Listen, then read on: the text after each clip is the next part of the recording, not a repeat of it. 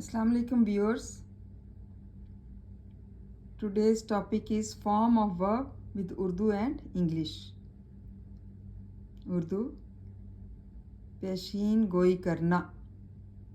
In English, verb 1 forecast, verb 2 forecasted and verb 3 forecasted. हासिल करना get, verb 2 got and verb 3 got. मतलब verb 1 जो है वो get है, verb 2 got, verb 3 got. चिल्लाना shout, verb 1 shouted, verb 2 shouted, verb 3. जलना burn, verb 1 verb 2 burnt, verb 3 burnt. मतलब verb 2 और verb 3 burnt same.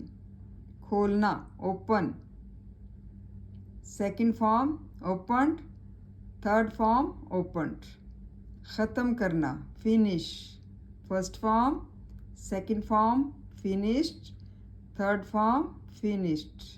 भाग जाना flee, verb 1 flee, verb 2 fled, verb 3 fled.